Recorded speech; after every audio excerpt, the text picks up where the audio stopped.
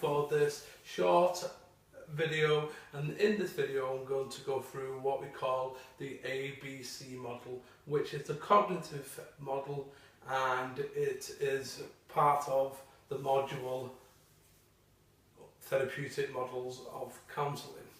So this is, like I said, cognitive behavioural intervention, and it's a model really in the sense that it was designed by a man called Albert Ellis, and the aim of this is to help people to understand that our thoughts are linked to the way we feel, behave, and then physical sensations that we get.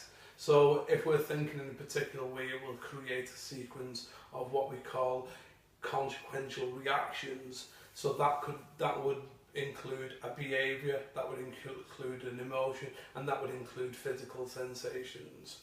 So that's based on a particular event happening. So I've got just a brief example of this, and again you've got this, you'll get the handouts underneath each of the videos in due course. If they're not already there now, they will be ready soon, so you'll be able to have a look over them and maybe watch the video again if you want to get a bit more of an understanding. But it is on the screen and behind me, so hopefully you can see it a little bit, and I'll read it out as I'm going through it as well. So first of all, there's what we call A, B, C. Let me just get it all across so it's all coming in. So A stands for activating event. So that is the situation, the event that happens. So for this one, the person is attending a lecture. The beliefs about the lecture is, this lecture is great, I can't wait to put all this into practice. So the person's thinking, yeah, it's really great. So the emotions, the consequential reactions, because of what he believes about the events, are they're happy, that's the emotion, the behaviour is following along carefully, and relaxed muscles. So that is sort of the consequential reactions because of what they believe about A. So the next one, however, we're moving on to this one. So this is again ABC model.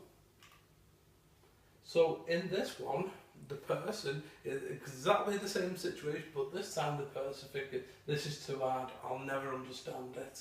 So this time the person's getting angry, frustrated, they stop taking notes, and then they're heavy in their abdomen, probably tense muscles and stuff like that as well.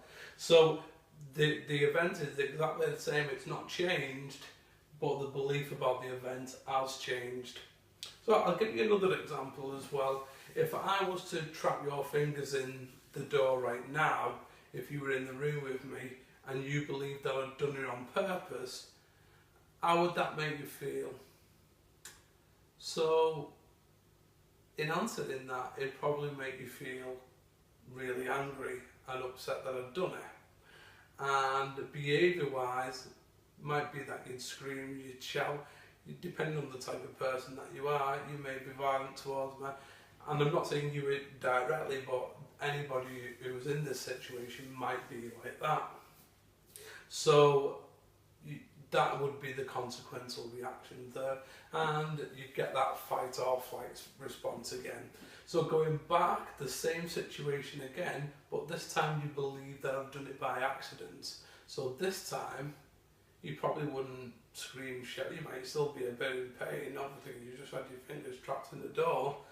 You might still be a little bit peed off, but nothing like what you were like last time. So it's reduced the level of anger and distress that it's caused because of what you believe. So basically what cognitive therapy suggests is that our thoughts determine the way we feel. So if we believe our thoughts to be true, then that can create a sequence of events, or if we believe them to be wrong as well. So like I say, if I believed I was going to win the lottery this weekend, it doesn't mean it's true, and it doesn't mean it's not true as well. So what we have to do in cognitive therapy is test thoughts to see whether them thoughts are what we call supported by evidence. And obviously when we go into this cognitive behavioural therapy module unit, I'll be going into this in a great more detail. But what I would like you to do for your practical exercise in this, I would like you to just sort of do a model out like this. So it's A, activating event. So you're just going to write it out like I say. So A, activating event, B, beliefs, and C is consequential reactions. So you're going to do that. You're going to do that for something that happens to you, that's either happened to you, or something that happens to you over the next week, and or the next day, should I say, really, rather than week. Normally what I would do to my clients is ask them to do this over a week period, but for yourself, obviously, just do it over the next day. So something that happens, an event, what was your beliefs about the event, and how did that impact on you with the emotional consequential reactions, and just write that down. And then again, this is all supporting evidence for if you decide that you want to go further and do this course online, then you will be able to gather as much information to support that you've completed all the aims and objectives and therefore successfully passed the course. So that's a little practical task for you to do for homework. Again, this is bringing this module taster to an end. Like I say, I hope you've enjoyed this short video. It's just a way of just giving you a little bit of information and just getting you to sort of see whether this is something that you really want to dive into. And like I say, you know, you're under no obligation or any time to continue with this course if you don't want to. But it is going to get better. We are going to be moving into a bigger training establishment, and we're going to have a lot more different things going on over the next few months and weeks. So, and you'll get a lot of benefits from doing this course as well. Plus there'll be a support inside of Facebook, plus there'll be also a support inside of the membership portal in terms of a forum.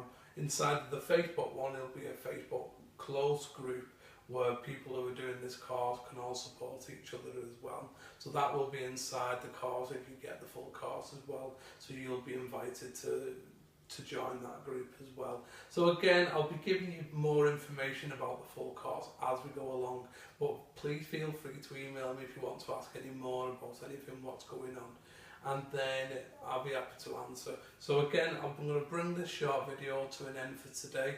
I hope you've enjoyed it, and I will see you in the next module tomorrow and speak to you soon. Thank you and goodbye.